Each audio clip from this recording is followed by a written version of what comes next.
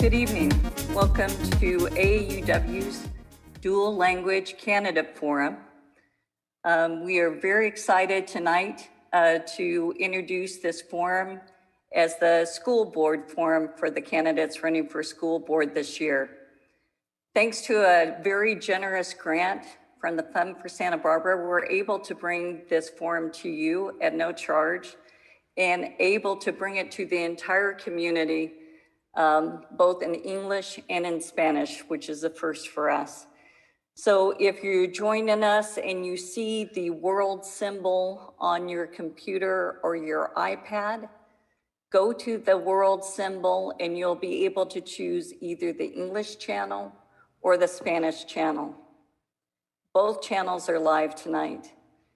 We also have our partners with us from TAP TV, and we are live on Comcast Channel 23, as well as KPEG 100.9 FM. And just as a reminder, our forum is being recorded.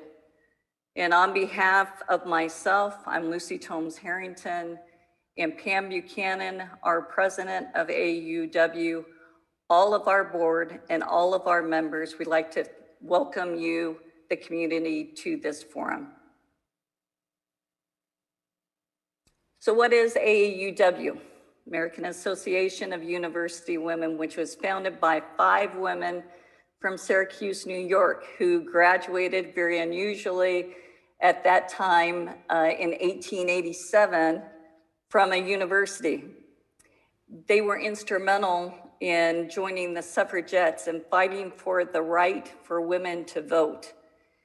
And what a great way to celebrate the 100th anniversary of Votes for Women than with this year's School Board Candidate Forum.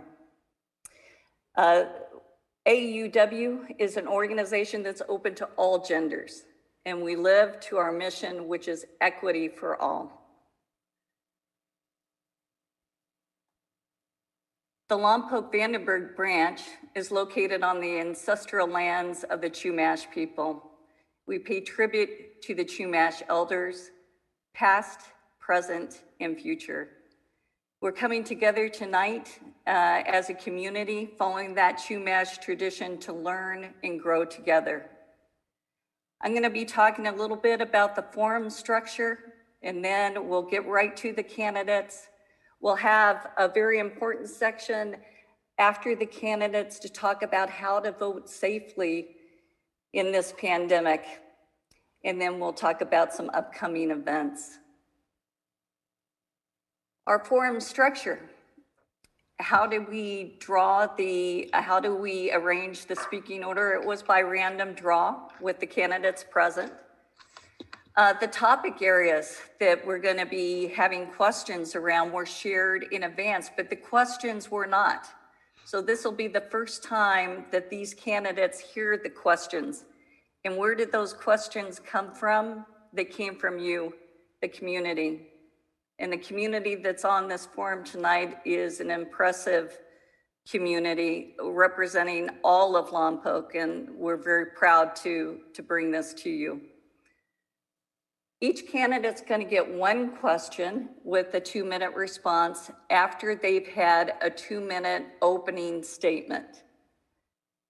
Each of the other candidates will get 1 minute to add to their thoughts to that same questions. We'll have a lightning round, which will go to all candidates, and the lightning round will be 1 minute each. And each candidate will have 1 minute to close. Let's meet our moderator. We are so honored to have Mike Phillips with us tonight to moderate this forum, and I can't think of a more perfect person to do it. He's a lifelong educator, more than 40 years of educating youth. He's the English department chair at Lompoc High before he recently retired. He's a facilitator and a presenter for Constructing Meaning. And he, earlier this year, which seems like a million years ago now, he was an AAUW speech track mentor for students. He was a AAUW Judge Liaison and Committee Member for Speech Trek. And of course, he is a strong AAUW ally. So with that, Mike, I'm going to click the next slide so we can show our community the candidates. Thank you, Lucy. Again, we have 7 candidates vying for 3 spots on the board. They are Mr. Tom Blanco, Ms. Janet Blevins, Mr. Gary Cox, Mrs. Kathy Froming, Dr. Bill Heath, who is seeking re-election to the board, Mr. Martin Casey, and Mr. Alex Murkison. And I want to thank you all for being here virtually.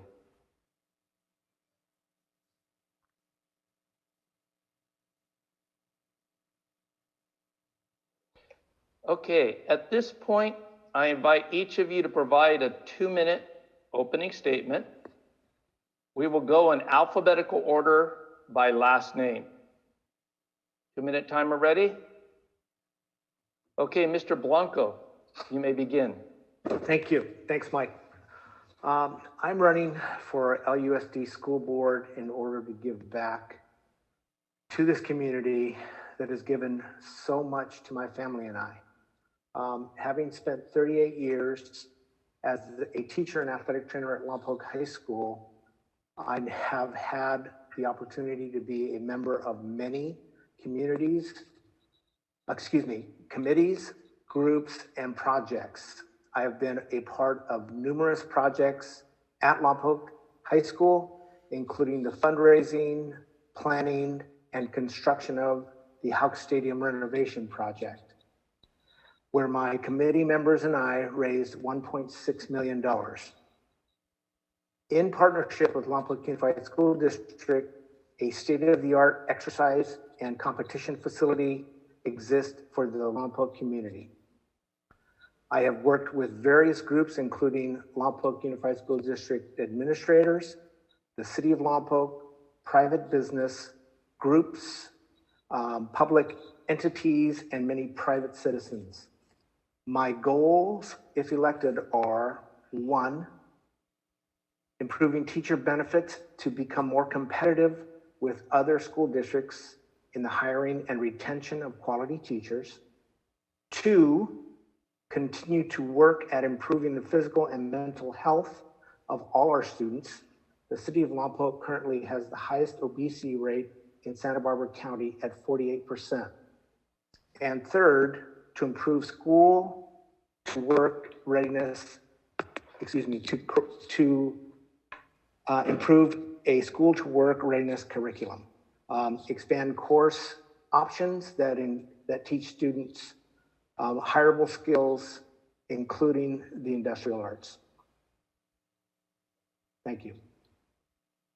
Thank you. Ms. Blevins?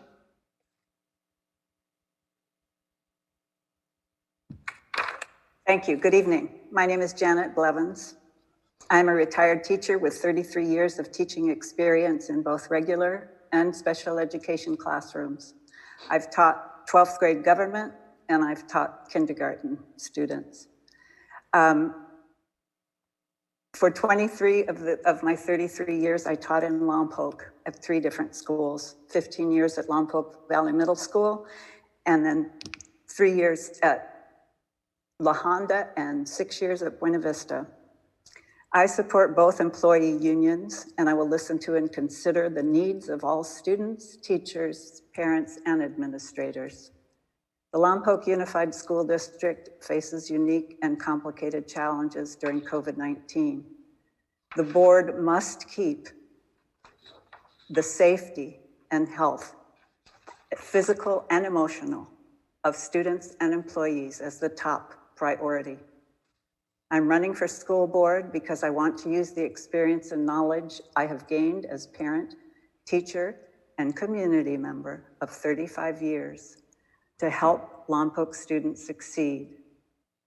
I love Lompoc and the people of Lompoc, and I want to give back. Thank you. Thank you. Mr. Cox, your opening statement? Hello, I'm Gary Cox. I moved to Lompoc in 1960 and I graduated from Lompoc High School in 1970. I raised 3 kids here who all graduated from the local high schools. I've been a Qantas member for 27 years, where I worked on countless projects to raise money for youth activities and community groups. I'm running so I can help and hopefully improve the process for our children to succeed when they graduate from high school. I do believe this is a nonpartisan position and I come with no agenda, but I do believe in working with all people, the classified service employees, the teachers union, and the 3 important departments at the district office, the HR department, finance, and education. And I believe it's the jobs board to oversee the superintendent and work with him and his staff, because they are the experts and they'll bring proposals and things like that to us to approve and discuss. I believe we must listen to all of them because they are the experts and we are the referees. We want to make sure it's a fair game, but the outcome is what we are looking for. I believe it's important for board members to be seen. I believe it's important to visit classrooms, to visit campuses, to visit after-hour activities, athletic events, and adult school education. I believe it's important to get involved with that when it's possible. We had an 82% approval rating from parents on the approval of their education. So I'm not going to sit here and try to reinvent the wheel, only try to improve it. Our children are our future, as we know. I once was a child, and I once was our future. And I'm here to tell you now, 10 seconds. the future. Thank you. Thank you. You're Mrs. Froming. Good evening. My name is Kathy Froming, and 60 years ago, my father's military service brought our family to Lompoc, where the education that my 4 brothers and I received prepared us to graduate from some of the nation's top colleges. We grew up in Mission Hills, and to this day, we still have fond memories of elementary school. The custodian, Miss Nisa, was a friend to all students, and her daughter was the principal's secretary, Shirley Leonard. Many a time did one of us forget 50 cents for the green and white day, only to have Miss Leonard give us 50 cents so we could enjoy our hot dogs. I've spent the last 20 years as a teacher, principal, director, and assistant superintendent. Before that, 15 years as a management analyst at Vandenberg, working for Lockheed Space Operations and United Space Boosters. As your representative on the school board, I will hit the ground running. My familiarity with programs and operations is valuable as we rethink how to educate children in an environment that is safe for everyone.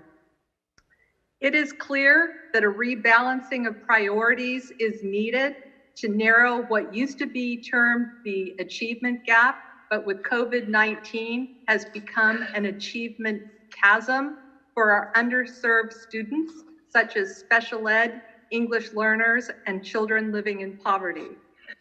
If elected, a vision of improved academic outcomes will be the beacon that guides my every decision.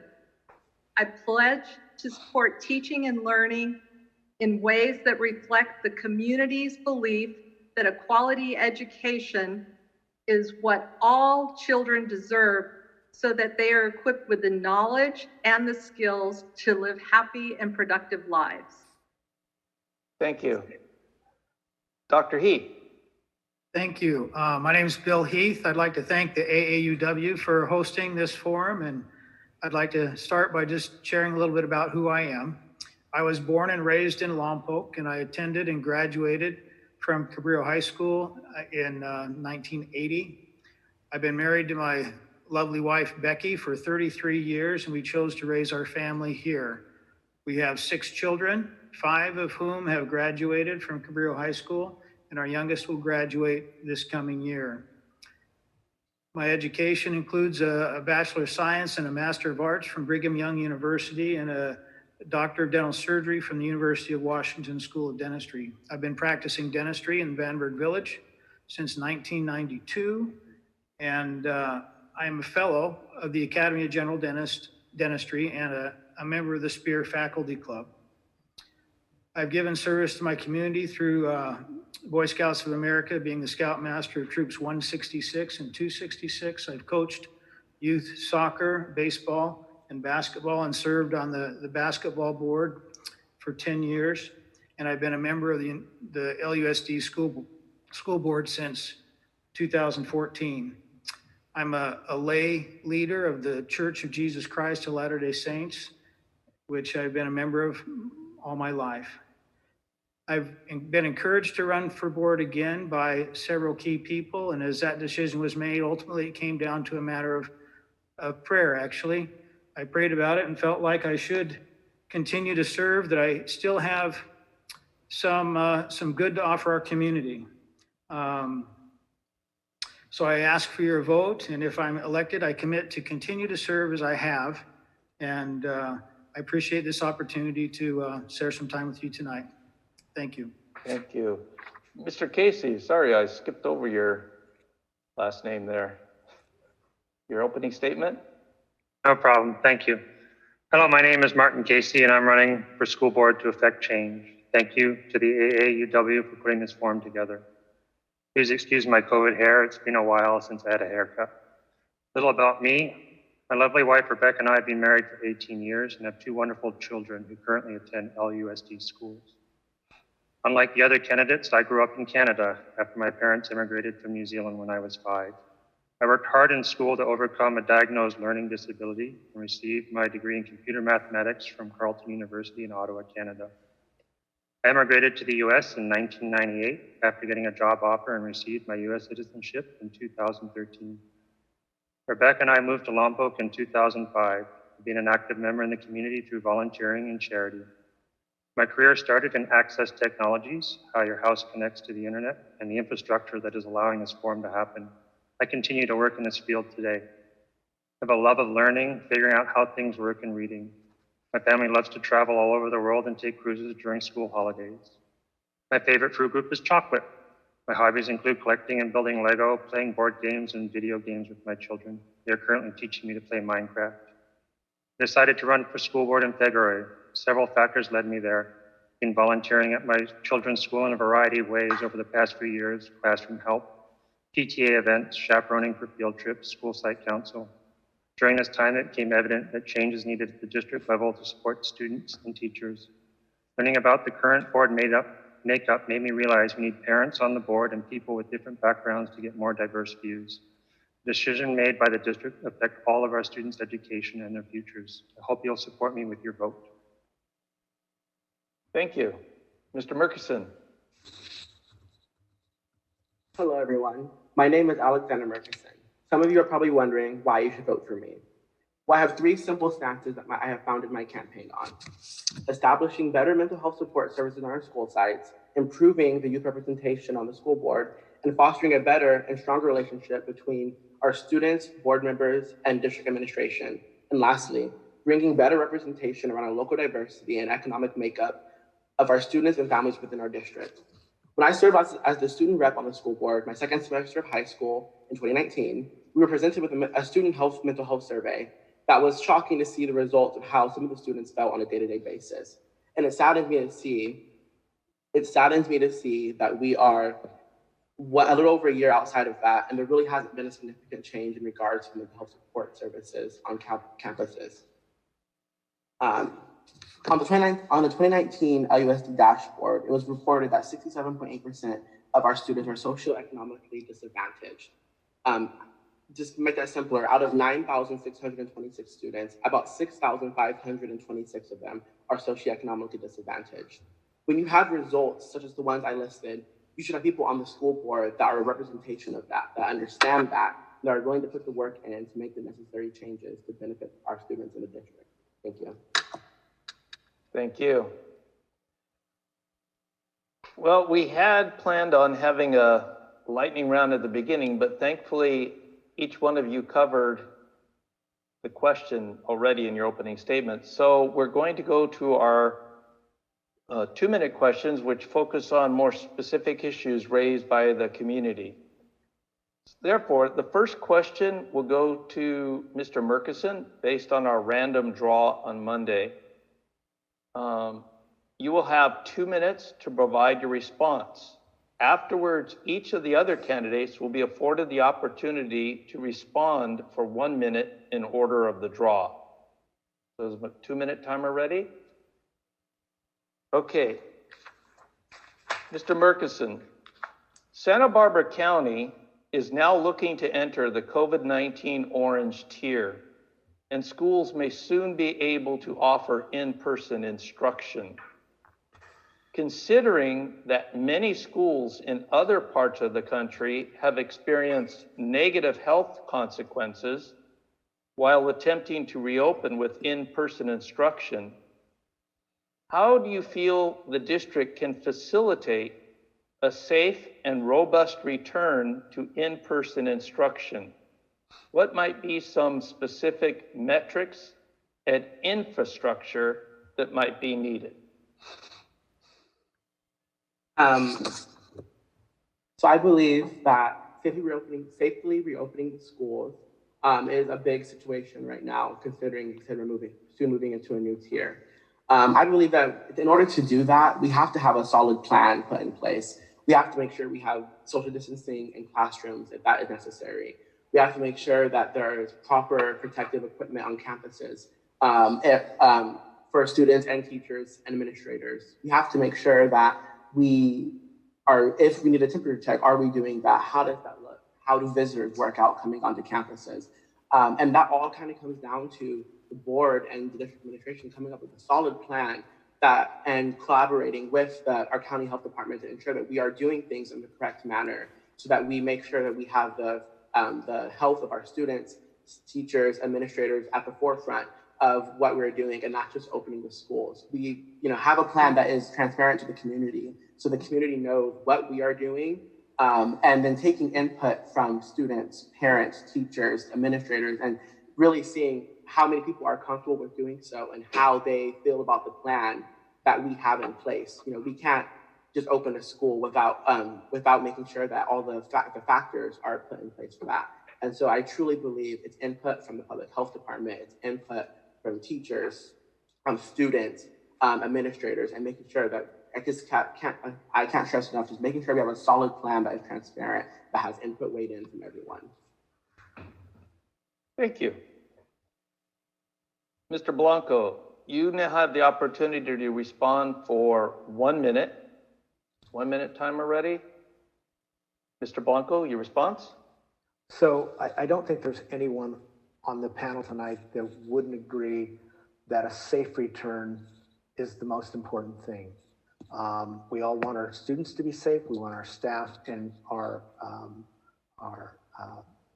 anybody involved with the school to be safe. I mean, I think that goes without saying. That said, the school district has a plan in place. They're ready to roll with it. I've spoken with custodians and support staff. They miss the kids. They're ready for the kids. But no one really wants to risk the health. Our teachers aren't comfortable coming back to school yet as this pandemic moves forward and we get into a different color category. I think we'll be ready for it with the help of everybody associated with the decision making. Thanks. Thank you. Mr. Casey? I'll second Alex on a lot of that. We need a very clear and concise plan so everyone's on the same page when it comes to returning kids to school, and so parents can make informed decisions about what's best for their family and their situations. I know there's students suffering from not being in school. My daughter is one of them, and I've heard from other families that want their kids back in school, but in a safe manner. One thing I would suggest the district does once it's communicated a clear and concise plan on how it's working is have test days with parents to run through the plan. There's lots of people willing to volunteer to show up and run through these plans to make sure they work and there's no shortcomings and they can be adjusted. Thank you. Thank you. Dr. Heath?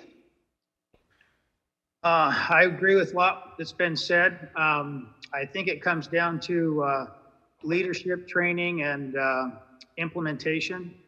In my own dental practice, I've facilitated a reopening. So I know what it feels like. It's kind of scary to be closed and then reopen, but it takes a lot of work on a consistent basis. You know, for 2.5 months while my business was closed, I was learning as much as I could about what I needed to do to reopen. I was meeting with my staff on a regular basis each week. I was finding out what their fears were, what their expectations were, and then I strived to implement protocols that would meet their expectations. I had to rethink how to bring patients into my office. So there's a lot that's needed. I walked around a school just the other day and see there's still more that needs to be done to prepare. So there's a lot of preparation and it takes consistent effort. So Thank you. I hope we can do this. Yep. Thank you. Ms. Blevins. My response to reopening of schools is that we absolutely need to proceed slowly and very, very carefully. I would recommend beginning with kindergarten and first grade, because those are the students who have the most difficulty with distance learning. And I think that would be a good place to begin. But before we can do that, we need to have enough space. We need to be able to ensure 6 feet of distance between everyone. We need to ensure that we have enough testing. And by that, I mean physical testing. How do we know that there's not COVID in the family and that a student might come with COVID? There are so many things we need to do. Thank you. Thank you. Mrs. Fromming. This is a highly charged question, and I don't think there's an easy answer. Let me first say that I support opening schools according to Santa Barbara Public Health guidance. I also support doing it, as Janet said, in a systematic way. I visited a school site that has opened TK and K, and they plan to phase in additional grade levels. And it was well thought out. There was an isolation tent for potential students who had a fever, the access for parents at the parking lot and how students came in was done well. It's complicated, but I would also say that each individual teacher in Lompoc Unified has their own personal circumstances that must be accommodated, with either it's comorbidities or an elderly parent or a sick child. So it's not as easy as all or nothing. I think the district has to take into account each individual teacher's circumstance. And as I looked at the survey results from parents who wanted to go back to school, there is an idea that we could manage teachers who couldn't go into school. Thank you. Thank you. Mr. Cox. Yeah, thank you. All good answers. Some really good points. Janet, excellent point. We do need to get the young ones in school. Distant learning is not good for them. But the problem we have right now is no county school is planning on opening till 2021, according to the health department of Santa Barbara County. We had 5 students test positive for COVID, and they aren't given tests, only teachers are. So until the teachers feel safe going back, we have to find a way to test all students. I don't know if it means getting a grant, getting government money, or what. Maybe somebody at the district knows more about that. But until we can get all testing for all people, it's impossible to go back and keep the teachers safe. And like I said, everybody had great answers, and it's something we're just gonna have to work on as a board. Thank you. Thank you. Our next question goes to Mr. Blanco. You will have 2 minutes to respond. And the question is, the California dashboard shows that the reading and math levels, excuse me, of our students continue to be below standards. How would you like the district to address improving student achievement? Yeah, so I have looked at the dashboard and the dashboards of every school in the district. The districts that own dashboard and every schools. And except for a very few cases, we're in the orange or the red categories, and excuse me, the orange and yellow categories. And that's really, it's really not acceptable. The answer to that, I think, is to improve our literacy. And early on, K through 2, really focus on getting our kids to read and read well. Really put our emphasis and focus on early interventions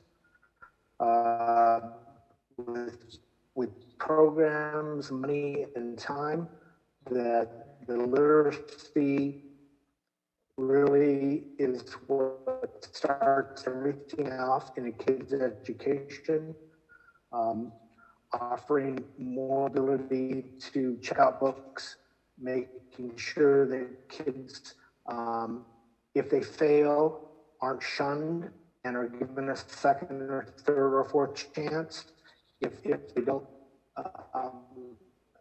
understand the language initially, it's a very, very important, maybe the foundation of every school district, of every student is literacy.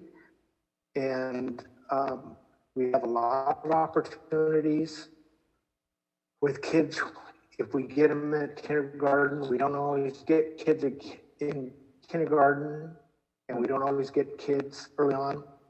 Okay. But that doesn't detract from the importance of literacy. Okay. Thank you. Teaching in a high school with kids that don't speak English is very difficult, but it's not insurmountable. Those kids are going to see success. We have, as Alex said earlier, around 70% Mr. Blanco? Families, socioeconomically deprived families, and a high percentage Tom? of non-English speaking. Those Tom? are our kids. We have to take care of them, and we can't ignore that. Okay, Thank you. Mr. Blanco, thank you. You need to check your feed because you're breaking up and your image is frozen on the screen. Yeah. So you may want to, we're going to move on to the next person and you may want to check that in the meantime. Yeah. Okay, Mr. Casey. Was I able to? There you go. Yeah, you were breaking up pretty badly there. Okay, Mr. Casey. To improve student outcomes, I think the district needs to get out of the way of teachers and trust what they know is best for their students and classes. The district needs to support and equip teachers with the tools to teach their students with the correct reading curriculums, and listen to the teachers and take their feedback. They're on the front lines. And I think by supporting teachers and removing as much busy work as possible, we'll give them more time to focus on the students and get the best possible outcome. And I agree with Tom about intervention teachers at the early grades to help get everyone up right away. Thank you. Thank you. Dr. Heath, you have 1 minute. Okay, to improve student achievement, I think it's good that we recognize that our teachers work really hard, and they always have, and they always will, and they love their students. I think one of the most important things that we recognize is that student achievement has a lot to do with the relationship the student has with the teacher and how well they connect. And also how that teacher feels about the site administrator, and then overall in the whole district, how well the whole district does as far as feeling like the environment is strong, positive, and that they're free to do what they need to do to teach our children and and narrow that gap. I think it's important that we get back to basics, and some of those things have already been said, that we focus on English and math, those basic skills, and not get distracted from different learning programs that kind of just fill time, but we let the teachers choose what's best for the students in their classroom and utilize the resources they have. Thank you very much. Thank you. Ms. Blevins, your response? The problem of improving student achievement is huge, and there is no one single answer. All students do not respond to the same reading method. So you cannot adopt a reading curriculum and expect all the students to learn from it. Whole language is a way that some kids learn to read. They can be read to, they can learn their vocabulary, then they can learn to read from that. Many students cannot learn that way and need intensive symbol sound relationship training. I am currently tutoring a 4th grade student who's a second language learner, and I am seeing the difficulties that he faces with vocabulary and with sounding out patterns. Thank you. Thank you. Mrs. Fromming. Say that teaching is among the most honorable professions that exists. And I can say firsthand that Lompoc Unified teachers on a daily basis look beyond themselves for the good of their individual students. That said, I must talk about the academic performance in this district in terms of the metric that we're judged by in the county, in the state, and by the federal government. In 2009, on the California Assessment of Student Performance and Progress, ELA was at 44% meets or exceeds standards, and math was at 29%. I think the school board needs to recognize that that's an issue and make sure that it's a priority, not only in management's evaluations or a metric to judge their success, but also the superintendent's contract, because we can't ignore it. It's not everything. I wish we didn't have standardized, but it is a problem that we have to address. Your time has expired. Thank you very much. Mr. Cox, 1 minute. Thank you. I agree that you need to have English immersion in kindergarten through 4th grade, because we have 75% in Lompoc High are Hispanics. And if they don't grasp the English language at an early age, then they aren't going to continue their success. So we do need more English and math, but especially English in the first few years. Analogy I would use is it's like an athlete. As you start out in a sport, you're given all the attention, all the coaching, and all the tools you need. And as you progress through the system and become more acquainted, you need less coaching and less time and less supervision. If we give them more immersion in English when they're younger, that's going to set them up for more success when they get into high school, where we start judging them. 10 seconds. Thank you. Thank you. Mr. Murkison, your response? Thank you. I have to say that I 100% agree with Mr. Blanco that we do need to have more intervention early on with math and reading primarily to help get those kids up. I know from personal experience, we don't realize it ourselves as a student until we're at the end, it's graduation or something of the sort, and we're realizing that we've kind of been falling behind over the years. It happened for me personally. But not only that, when you look at the dashboard, and this goes back to my mental health stance, Dr. Heath, you said that I agree with you, you said that students are willing to learn more and be more involved when they have a good relationship with their teacher. 100% agree with that. The other end of that is they learn more when they have a good relationship with themselves. And so when there are still mental health issues, which our students deal with so often, that's something we need to provide support services for them. And once they are happy with themselves and with their environment, they'll 100% will be better at will achieve at a higher rate than what they were.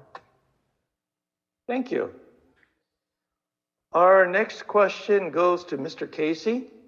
You'll have 2 minutes to respond. To address recent social challenges within our society, new curriculums, viewed by many as controversial, have been developed, such as the 1619 project and the ethnic studies curriculums currently being revised by the State Department of Education, as well as the new health curriculum adopted by the state. What are your opinions or concerns on these curriculums being brought into our schools? Wow. Good question.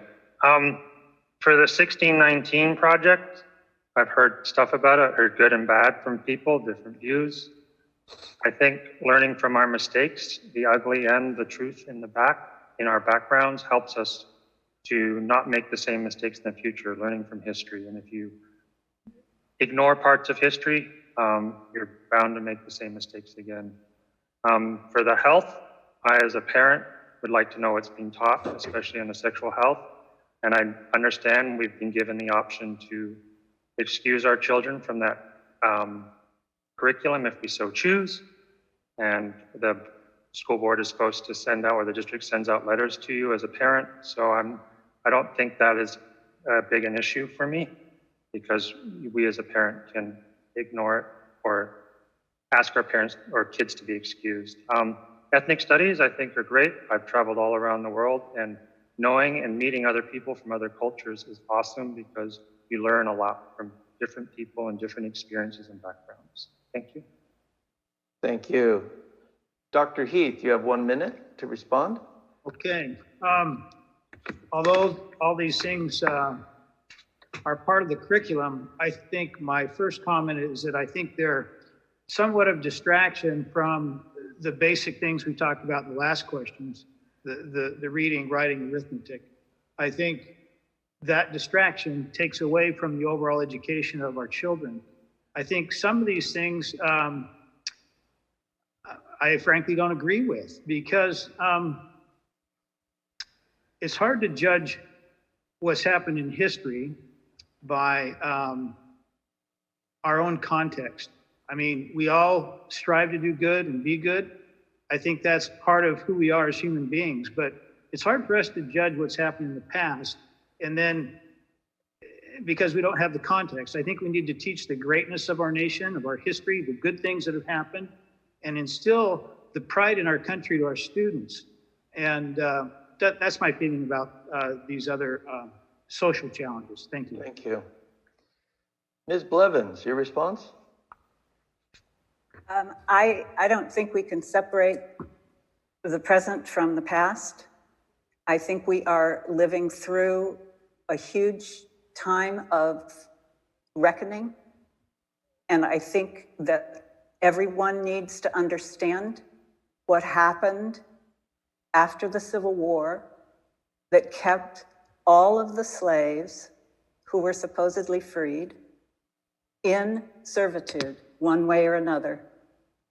And the ramifications of all of that are with us today, and they will be with us until we realize that it exists. Institutional racism is with us. It is in our school district. It is not intentional, but it is part of the system, and we need to recognize it, and we need to move forward by recognizing it. Thank you. Thank you. Mrs. Froming, you have 1 minute. Well, I'm concerned that the number of mandates coming from the Department of Education really crowds out the basic kinds of learnings, the students' ability to read complex text and to do math. We have new standards for computer science.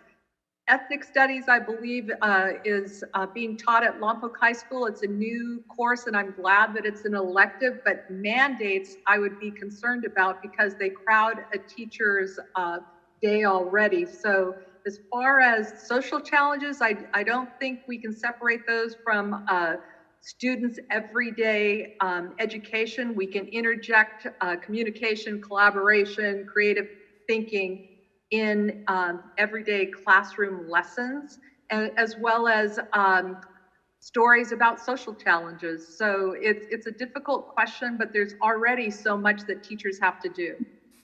Thank you very much. Mr. Cox. If you eliminate our history, then how can we keep learning and studying it and try to do the opposite of what we have done? We need to keep improving as a society. There is racism in our society, but you can't put a blind eye to it. And that's what I think you're doing if you implement 1619. As far as the health goes, it seems like the parents are sort of dictating what they think about it. At Lompoc High, only 2 parents out of all the kids taking health opted out for their kids. So apparently the parents are okay with it. So I'm being elected by the parents. I'm representing the parents and students. So it sounds like that health is kind of in. So that's kind of what I have to say about that. Thank you. Thank you very much. Mr. Murkison. I think that ethnic studies is a very big thing for the time we are in right now. Just for example, from the beginning of the year until now, we're in such an amazing movement right now where so many young people are coming up and want to know more about their history and want to know more about social issues that are going on. And so while I agree with Mrs. Froming that it probably shouldn't be a mandate, but an elective course, 100%, so many kids will be willing to want to learn more about their history. I know I would. It was a struggle for me in high school, not really learning more about my background, my peers' background, especially in a town where we are predominantly full of people of color and minorities. It's something that's needed. In regards to the health curriculum, I think, it's a simple, parents decide, do you want your kid to be part of this or do you want your kid not? We can't section all the kids to learn just one simple thing. There are so many kids that are different, especially in the time that we're in now. And so just a simple, do you want to be part of it? Do you want your kid to not be part of it? Thank you. Mr. Blanco, your response? In response to the sex education, health education, at one time, Lompoc Unified School District had the lowest pregnancy rate in the county and about 3rd in the state. And that was because of some far-thinking teachers that started a realistic conversation with our students at Lompoc High School and then later at Cabrillo. It's mandatory in my judgment that we offer that subject. It's so important. On the other side, we're living in trying times. I've been the recipient of racism. I know how it feels. I didn't like it, and I didn't know how to deal with it because it wasn't really discussed at the school that I went to. So, Thank you. along with Janet, we can learn from our history, and what kids are interested, especially secondary kids. Thank you, Mr. Blanco. Interested in what's going on right now in this country. There continues to be a problem with your audio. You may want to check that, see if you can't get a fix on that. You're cutting in and out. One suggestion, which I don't know how that may work out. I have a lot of people online right now with you. At my job, what we recommend is turning off your camera, and sometimes that improves the audio quality, but not sure if that's the direction we want to go. There is like a lag going on. Okay, our next. Apology. No, No worries. I just want everybody to be able to hear you clearly so you can get your points across. So I hope that you can get a fix on that somehow. Dr. Heath, the next question goes to you. You'll have 2 minutes to respond. What do you perceive should be the top budgetary priorities for the district? And is the district LCAP, for our audience, the Local Control and Accountability Plan, appropriately aligned with the goals and actions of LUSD? Okay, thank you. The LCAP is what helps us align what our fiscal responsibilities are and helps us prioritize our resources. In order to ensure that we have proper funding, we have to be careful with what we have and see how far it can go.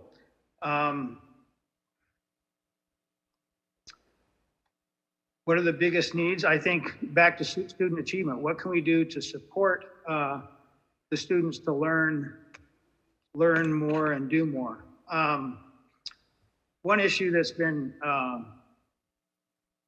on the hot topic within the district has to do with the bond, and it's pretty well known my stance on it. I was not supportive of it, but it's not that I don't recognize that there's a need to improve our facilities. I think improving our facilities is an important thing to do, but I need to be convinced, and I have yet to be convinced, that the dollars that we already have are not utilized well. So I think we need to reduce the number of go and learn conferences, but focus on in-service, focus on transparency, be careful about contracts that are easily given out, and really be more fiscally responsible with the money we have, and find programs that go back to teaching the basics of education, and then supporting our teachers in the classroom with the resources they need to carry this out. So I think it's interesting that we talk about saving money in one end and then keep hiring more people. So 10 seconds. Okay, so anything that we can put into increasing student achievement is worthwhile and their first priority. Thank you. Thank you. Ms. Blevins, 1 minute. I believe that our priority needs to be,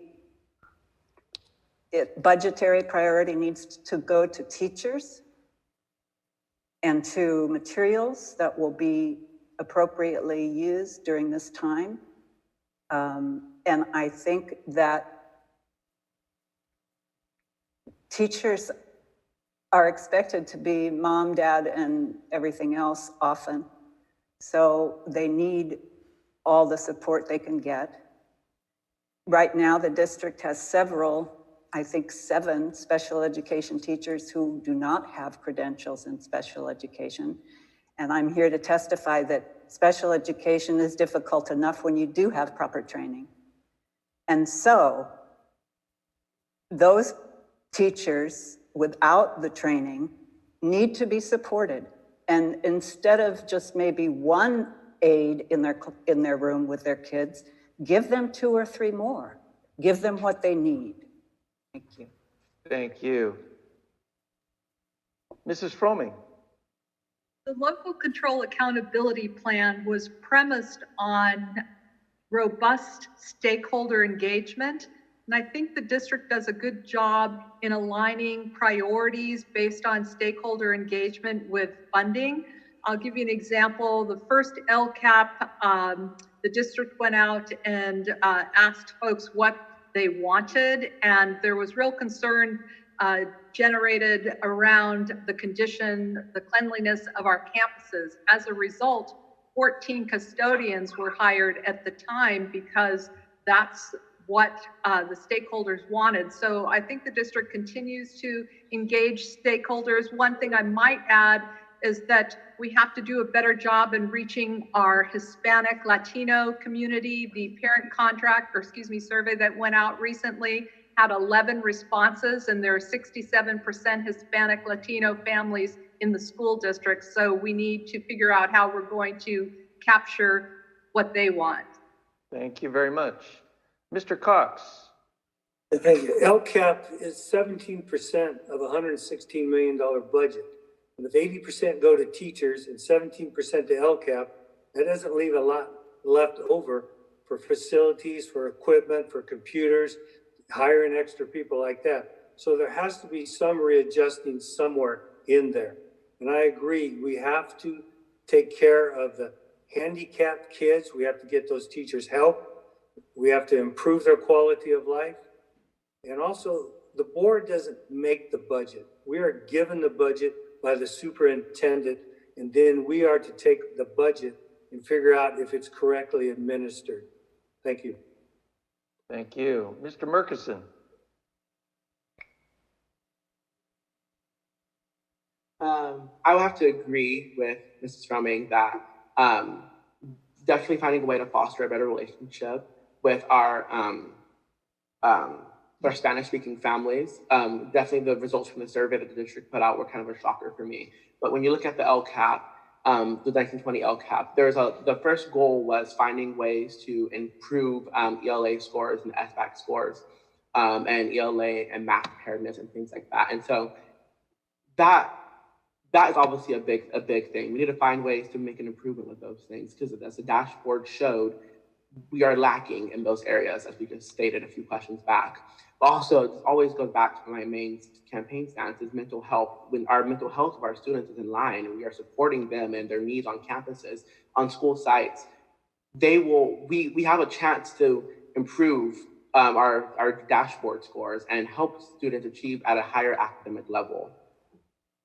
Thank you very much. Mr. Blanco, are you ready? I hope so. I have my daughter trying to log in right now on her computer. I think it's a computer issue, but I will go forward with the answer. Why don't we go with Mr. Casey, see if you can get that done real quick, and I'll come back to you. Would that be agreeable to you? Okay. Mr. Casey? So I agree with many of the other candidates that student achievement is number one priority, but in reading the LCAP and looking at it, I don't see feedback mechanisms built in to track and make sure we're spending the money and tracking how the money is being spent and seeing that it's being effectively used so we can make adjustments to programs that are doing better or doing worse for the students. So that's where a fiscal responsibility would come in, and the other priority would be the facilities, hearing from many teachers and staff members that there are certain stuff, or I'd say infrastructure, that they can't even get spare parts for anymore that need to be replaced. So thank you. Thank you. Okay, Mr. Blanco, let's give it a try. I'm going to try.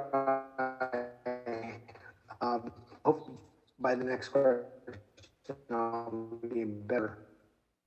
Okay. So I would be in favor of a new bond if better oversight of the money that was raised, was brought in as part of the last bond. You know, I personally just feel the money was spent. We can't. How not about I coming pass through. on this one? Okay. I'll pass, Mike. Okay, that hopefully you'll have your situation fixed fairly soon. We'll go on to the next question. Say, Mike, this is Lucy. Yeah. Tom, how about if we just kill your video and see if the audio improves? Are you willing to try that? That would be. Sometimes that helps. Okay. All right. Let's see if the audio improves. Can you hear me now? Oh, Yes. much better. Better? Much better. Okay. My daughter is trying to hook up her computer, so You know, she had an okay education at Lompoc High School. Let's see if she can figure it out. So to answer that question, 1 minute timer. I would be in favor. Go ahead. Yeah, I would be in favor of a bond if the oversee of that was nothing. Tom, it's not working out.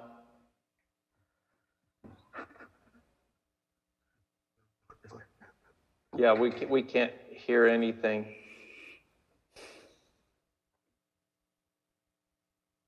So hopefully you'll get, oh, yeah, we'll pass on this one, and hopefully by the next one, she'll have you up and running. Ms. Blevins, the next question goes to you. And it's on a similar strain with finances. What is your position on pursuing another school bond? Our schools are in such terrible disrepair that we must pass a bond issue. Oh.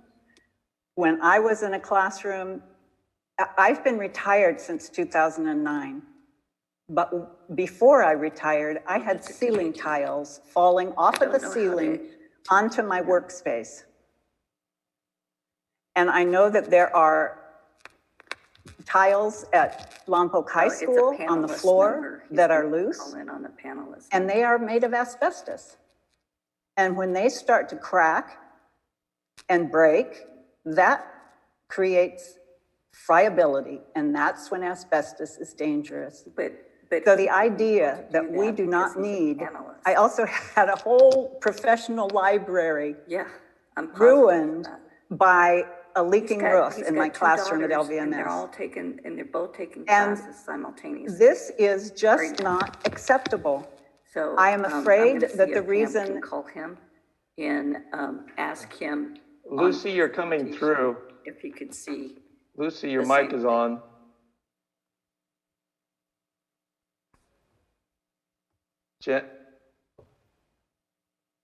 Janet, your mic is off.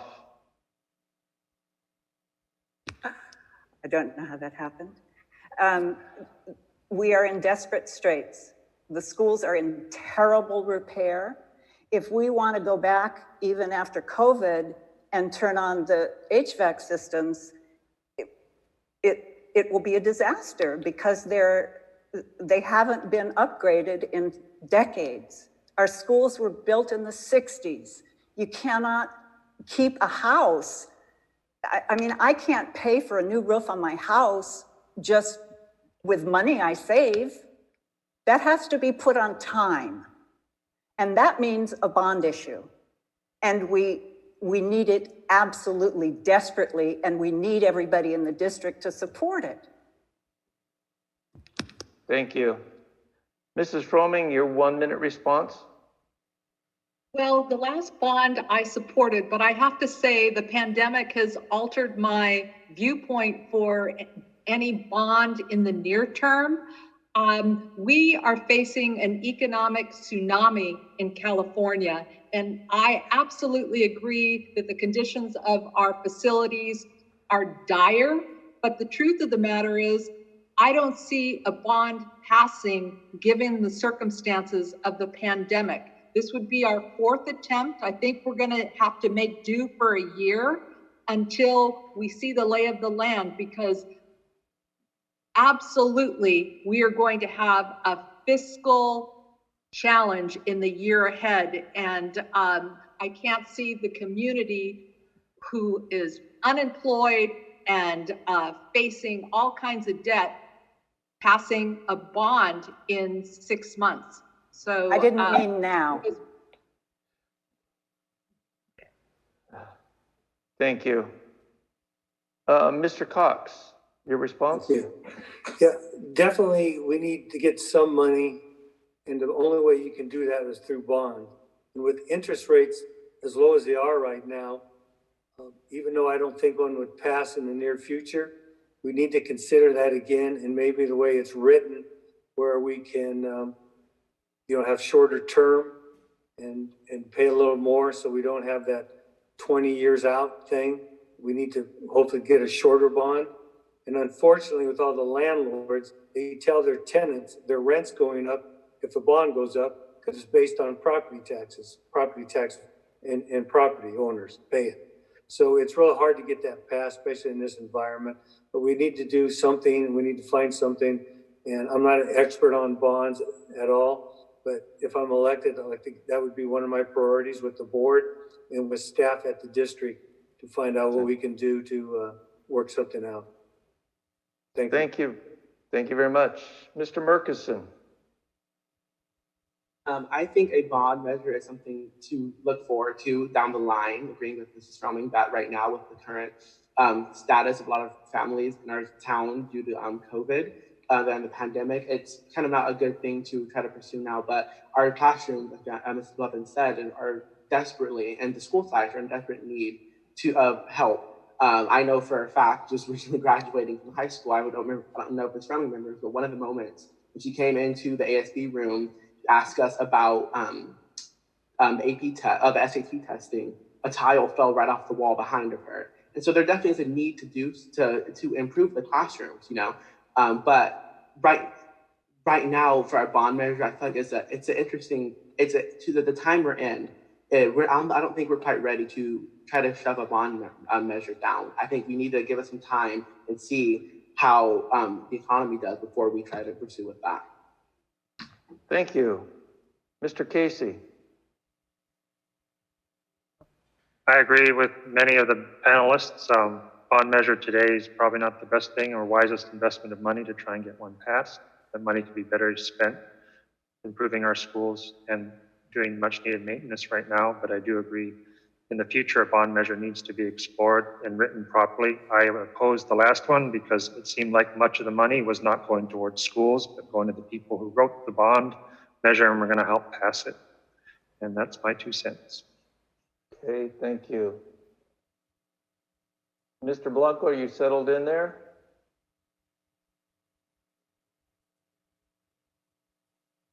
We'll go on to Dr. Heath. I'm grateful for a few moments to respond.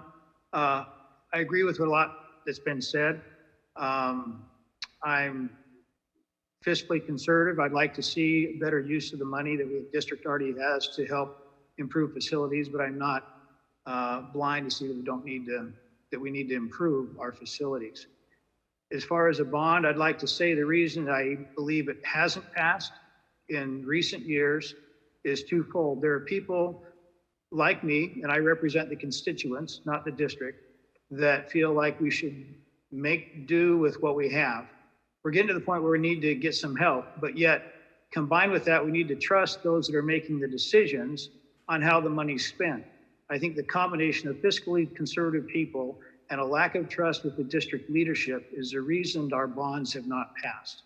So I'm grateful for the opportunity to share that and look forward to the time when we can improve our facilities. Thank you. Thank you. Mr. Blanco, are you there? I think we may have temporarily lost him. Lucy, maybe you can try to see what's going on with him. So we'll go on to our next question. Mrs. Fromming, this question is for you. Okay. You'll have 2 minutes to respond. How will you ensure that the relationship between the district and teachers is constructive and conducive to building trust? How would you ensure effective communication and transparency among all stakeholders, including the board? So with the teachers, I think there needs to be a culture of respect and appreciation. Top-down management is not going to get us the results that we need. I think having been a principal for 6 years at Vandenberg Middle School in 2008, when there was a financial meltdown, I use this example because I think it's powerful. We had no money in 2008, and yet the staff rallied around the idea that education needs to be transparent to funding. Our children of Lompoc deserve an education, whether or not we have a bond issue or Prop 15 passes. And so I think we have to appeal to people's sense of honor and why they're doing this job, and appreciate what they're doing, and I think communicate more regularly. Even the bad news, people just want to ensure that they can trust what's going on. I think there's been a lot of public discourse regarding lack of transparency with the district, and I don't think through any necessarily malevolent way. We just have to do a better job with letting people know what the plan is, what we're going to do, and inviting their participation in decisions. That doesn't always mean that we will select options or make decisions that they're happy with, but being part of the process is what's important. And I also think we need to do a better job with soliciting the stakeholder involvement. That includes parents and all stakeholders, because we get a true picture of what people want. We're going to do a better job with educating the kids in Lompoc. Thank you very much. Say, Mike, this Yes. is Lucy. We've got Tom on the phone, so I think we'll be able to carry an audio. So I think we're ready to try that when you are. All right. We'll get there. Okay, Mr. Cox. Yeah, I think it's absolutely imperative that the teachers and the classified employees and the district heads, they have to talk. It's inexcusable if they aren't having communications now. And it almost sounds like Kathy's information, her being a teacher, and me not being a teacher involved in teaching or the district now, that could sound like a problem. If that is, that's inexcusable. Maybe the board needs to come up with a policy, a meeting policy, and implement that, where assistant superintendent meets with the board and the union representative and the classified unions representative. And maybe we need to do that quarterly to make sure we're all on the same page, and let them have their input. And they ought to have their input when the budget's made up at the district office. I'm sure the union members have people on the financial committee, and if they don't, well, they need to. So yeah, communication definitely is the key. Thank you. Thank you. Mr. Murkison, 1 minute. I agree that communication is a big part of this, as well as building, rebuilding the relationship around the trust between a lot of the different levels of district employees. Also, I agree with what Ms. Fromming said about the culture of respect and appreciation. When things run so much more smoothly, when you have a good line of communication, and people are not afraid to voice concerns or opinions that they have going on, or just simply giving feedback about what they are experiencing, especially our teachers, since they are every day, day by day, dealing with students and interacting with students. So just having a good communication and level of trust, and holding people accountable when situations do kind of go awry and we have some problems. And so that's just a big thing: communication, trust, and holding people accountable. Thank you. Mr. Blanco, ready? Did you get the question? I think I am. I don't know what the question is, though. Okay, let me go through it with you. Okay, how will you ensure that the relationship between the district and teachers is constructive and conducive to building trust? How would you ensure effective communication and transparency among all stakeholders, including the board? Well, first of all, as you can tell, I'm not very good with technology.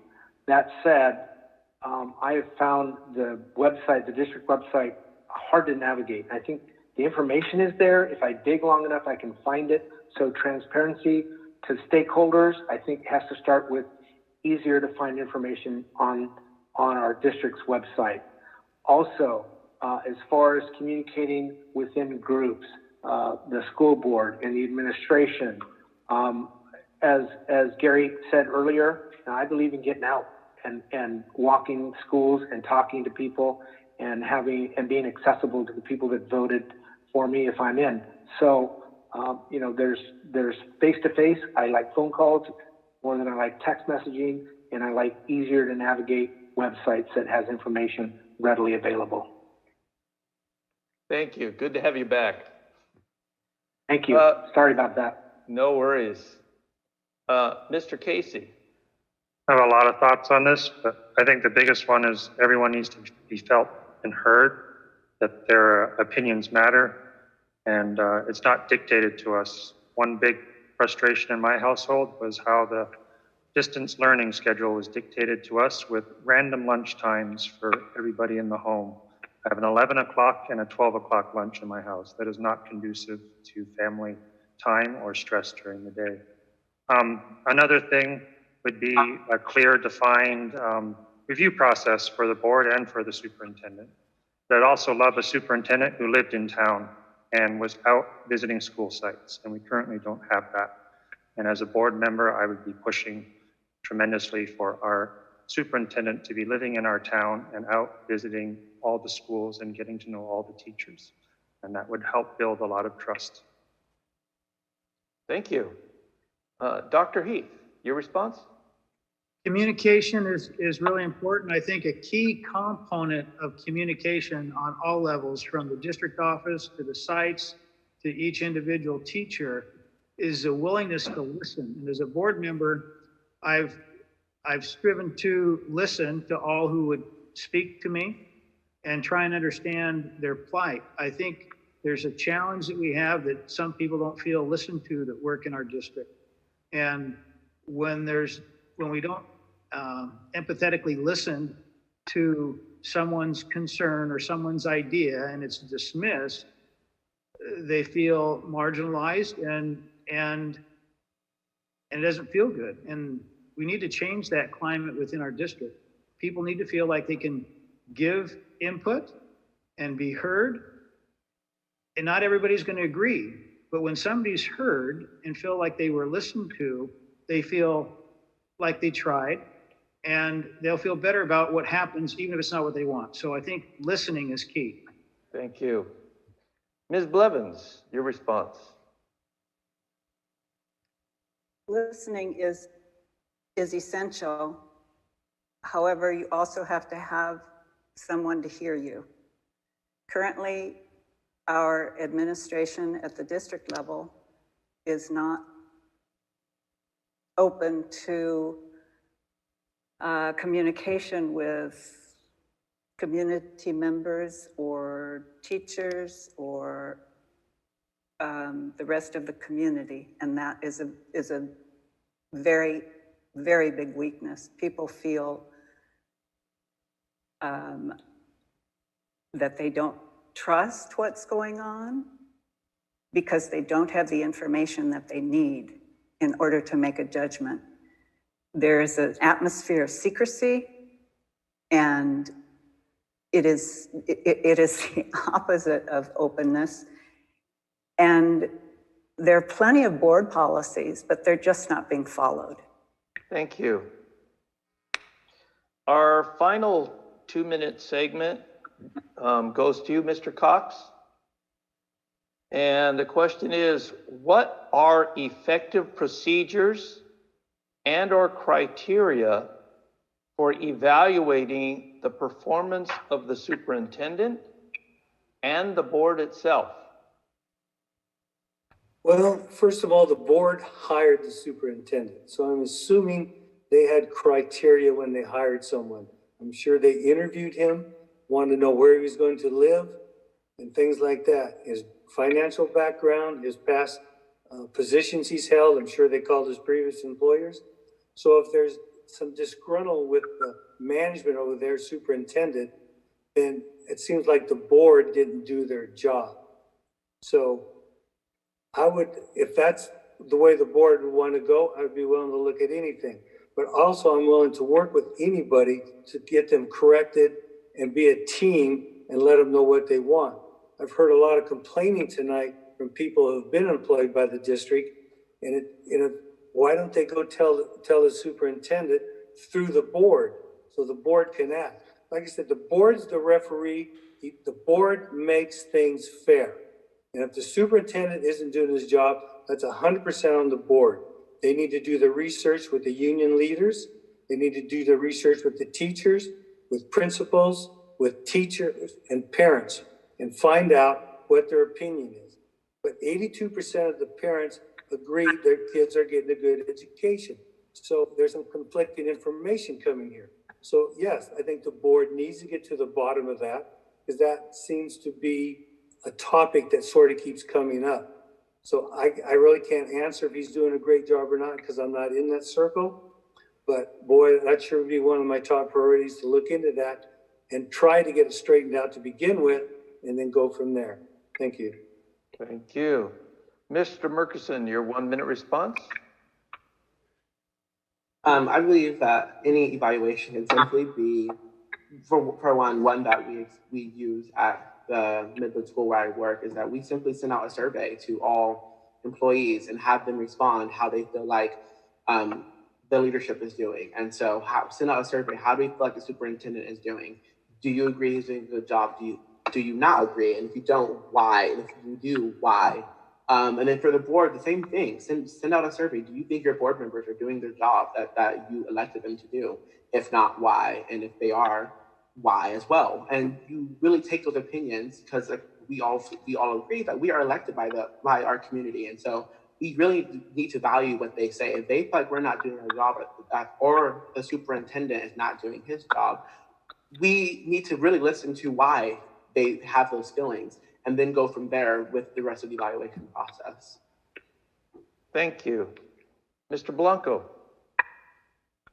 Yeah, so I think right now that the sitting school board has the ability to evaluate and send in regular evaluations of the superintendent. If that is something dictated by the county Board of Education, so be it. If not, if it's something that school board members have a say in developing question-wise, then absolutely the school board should develop that. I don't know if it's something that is mandated question-wise towards the superintendent, how he's evaluated, but everybody needs to be evaluated from the top to the bottom. And it's the only way to maintain accountability. The superintendent was hired among other candidates to lead this district. It's his main job, and it's his top priority. Of course, he needs to be evaluated. How that happens, I think there may be some legal implications there, and maybe Mr. Heath can answer that question. Okay, thank you. Mr. Casey.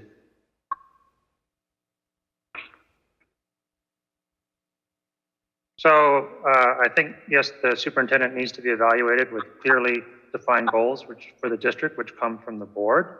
And he works towards and can measure it against those goals.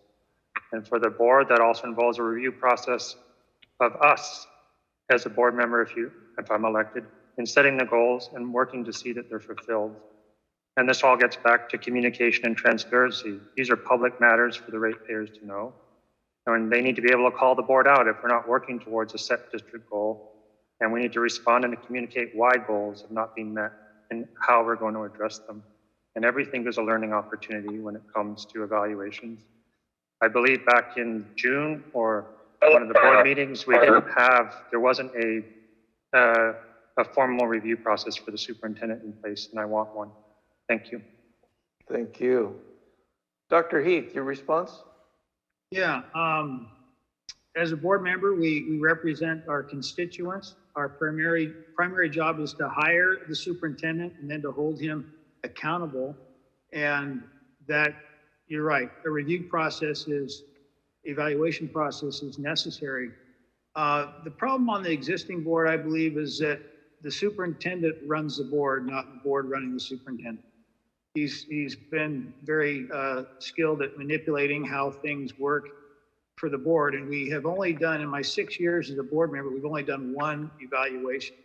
So And it's true, we need to establish clear goals, but there's also basic tenets of evaluation that include, but not limited to, a superintendent's attendance, his visibility, his involvement in the community and the schools, and his evaluation of our site administrators. So the board needs to improve the evaluation process and do it. Thank you very much. Ms. Blevins?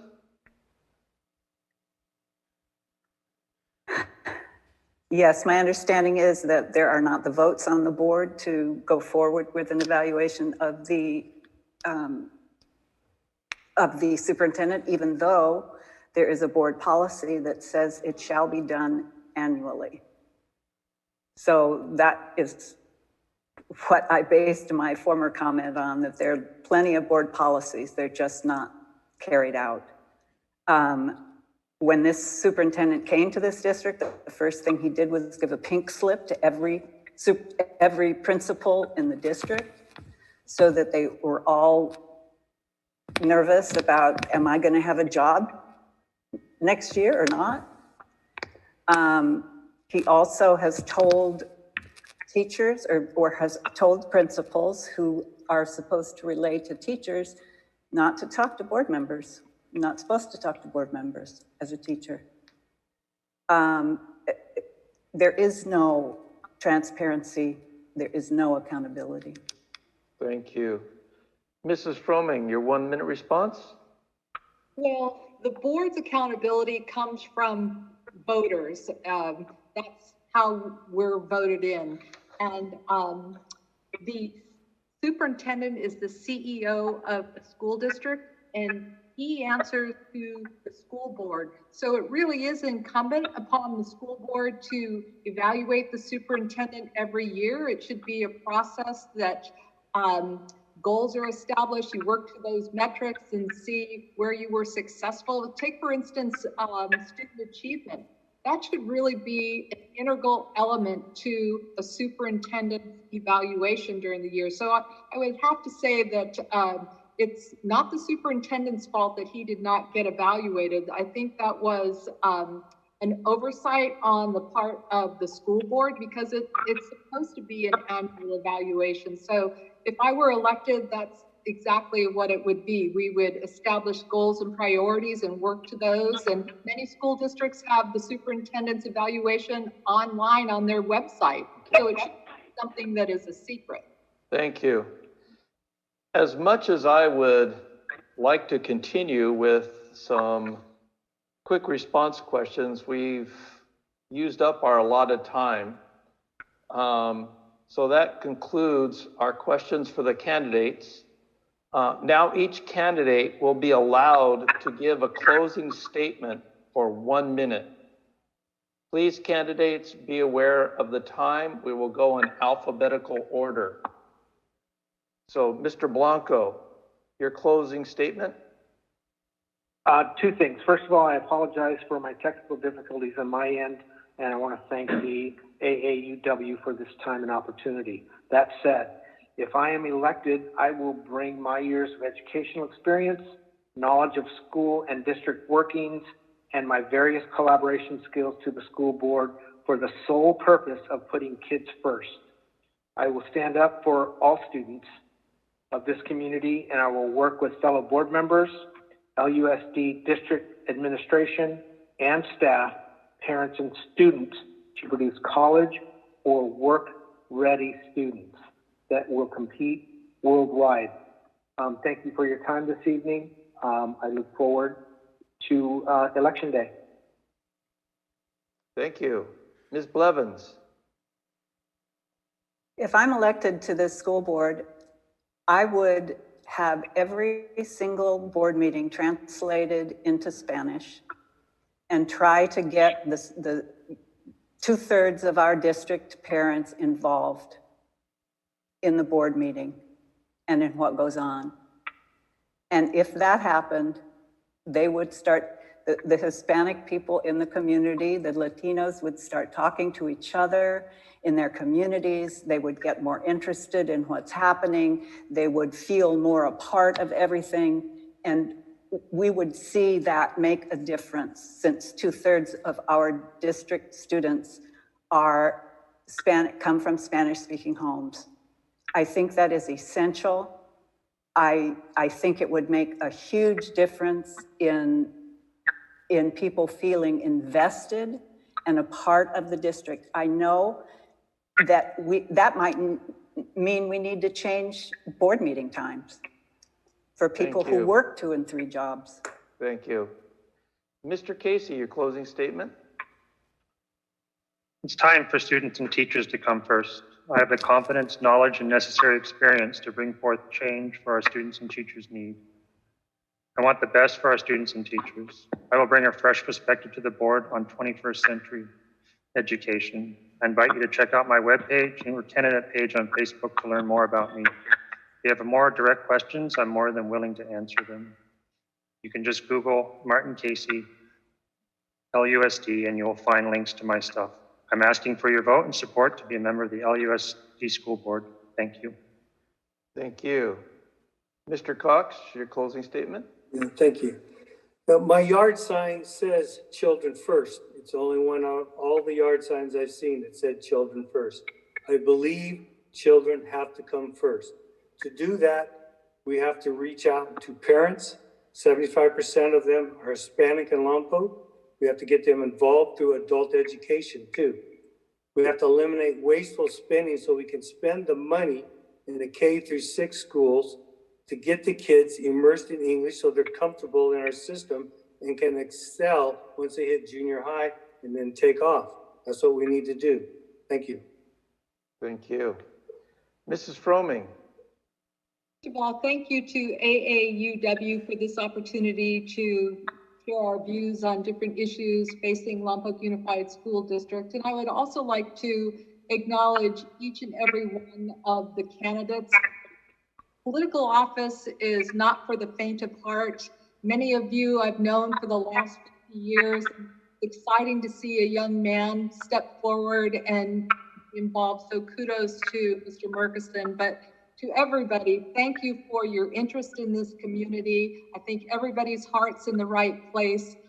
For me personally, I believe my experience is right for the time.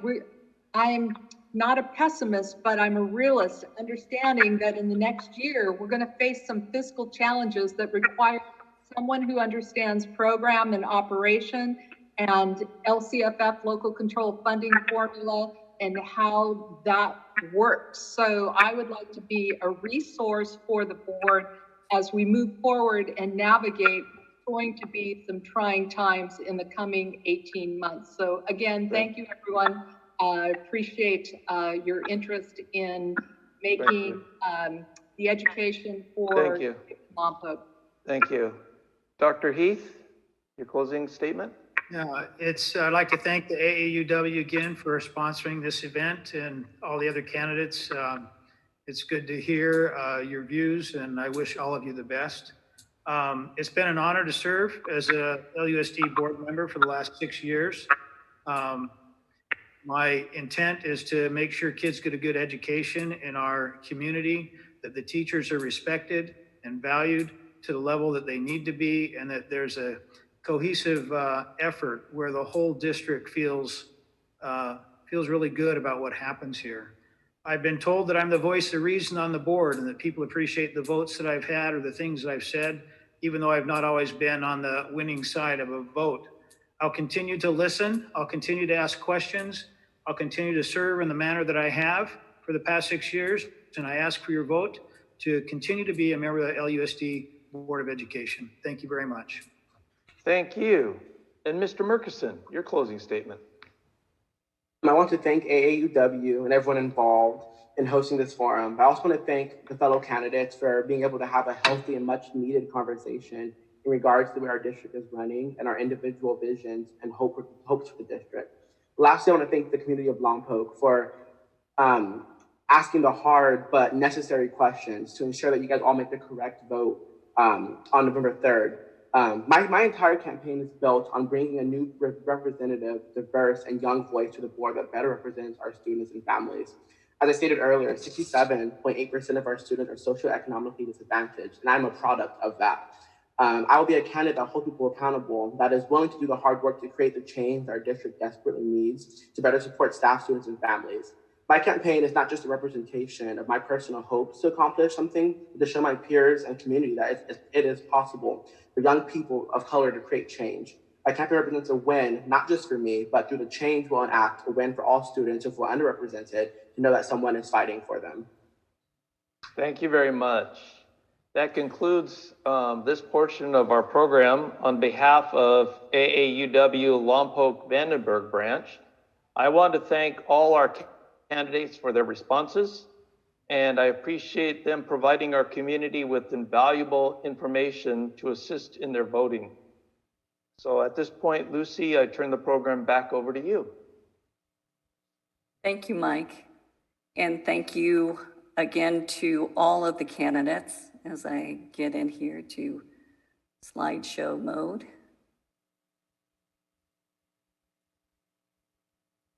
Here we go. So just as a reminder, we get an opportunity. All of Lompoc gets an opportunity. Vandenberg, Village, Mesa Oaks, Mission Hills, we all get an opportunity to vote for 3 candidates for school board. So that's just a reminder as we go into this important section of tonight. And that is, how are we gonna vote safely in this pandemic? Well, the first step is we gotta register. If you haven't registered already, you still have time. You can go online all the way to the 19th of October at registertovote.ca.gov. If you don't make that deadline or you choose to go in person, you can go in person to register at the Vets Hall. That's where the Santa Barbara County office is set up, effective this week. And they're working Monday through Friday, 9 to 12 and 1 to 4 to register people. So come in, if you want to come in person, under the right precautions, do it. Register online if you can, safest way possible, but whatever you do, register. And that's a good looking picture of the building everybody knows is the Vets Hall. So now that we're registered, now what? Let's vote safely. All of us are receiving our ballots in the mail. Some of you already have, which is awesome. And the rest of us are gonna receive our ballots in the mail. Now you've got them, now what? Well, you can either vote at home or you can vote in person. If you're like me, you like to vote at home, you grab one of these, a coffee cup, you roll up to your kitchen table, you put your ballot out there, you think about things and you think about candidates and you research the propositions and then you vote. And after you vote, you put that ballot in the envelope, you seal it, you sign it, and you date it. And now you've got some choices. How to return your ballot. Well, you can put it in the mail, and if you choose this option, mail it early. It already has a first-class stamp on it. Or you can return it via a drop box that the Santa Barbara County Elections Office have established in 4 locations this year. Here they are. I like doing this option because I can go anytime I want, day or night. The metal box is the one in front of City Hall where it's located. We have 2 at each of the libraries, downtown and also in the Village. We also have one at the Santa Barbara County Department of Social Services on Laurel. The last option to return your completed ballot would be to drop it off at a polling place. And for those who want to vote in person under the right safety precautions with the mask at a distance, you can find your polling place on your ballot itself. And for the first time, the polls are going to be open 3 days before Election Day. So they open up on Saturday, October 31st. The hours of operation are from 9 to 5. It continues on Sunday, November 1st, from 9 to 5. Monday, on November 2nd, the polls are open from 9 to 6 p.m. And on Election Day, November 3rd, they're open 7 a.m. to 8 p.m. So our power is our voice. Our voice is our vote. So vote safely this election. And with that, we're going to take a little poll to get some feedback on tonight. So if that poll could be launched, please. You did not enable me.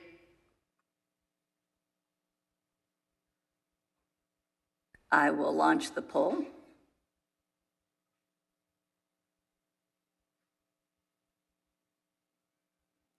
So thank you for continuing to vote.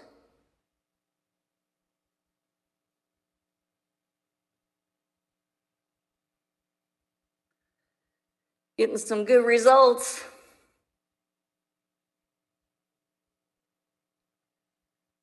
All right. We're about, looks like about 80% there. And so we'll close this poll.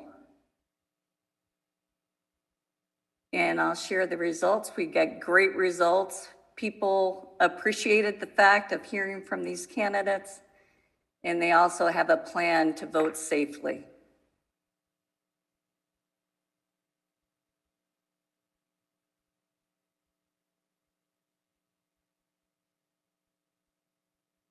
So many thanks to the Fund for Santa Barbara for enabling AAUW to bring a dual language candidate forum to focus on a very important election, which is school board candidates for LUSD. It's important to our whole community, to every youth in our community, and to our future. Many thanks to Tom Blanco, Janet Blevins, Martin Casey, Gary Cox, Kathy Froming, Bill Heath, and Alex Merkinson. I can't imagine the gratitude of this community for your willingness to serve our youth. So thank you. Mike Phillips, thank you for being an awesome moderator. And to Greg Ratcliffe and Bill Smith, who are in the control rooms of TAP TV, thank you for your partnership. A huge thank you to Yvette Peralta, our interpreter, who's doing live interpretation for this forum. To Win Clevenger and Tim Harrington, our timekeepers. We had a great crew working behind the scenes for the planning of these forums. Alice Down, Morel Brooks, Pam Buchanan, Barbara Bolton, Elena Jones, and Mike Phillips. And also we have a little bit of technical team working behind the scenes, and thank you to Pam and Kari. And what's up next? What's the next opportunity? The next opportunity is to vote safely. Our power is our voice, and our voice is our vote. So thank you from the nonpartisan organization of AAUW. We're fighting for equity for all. And I hope that you be interested in being a member or an ally. You can hit our website to see what that would take. So thank you and good night.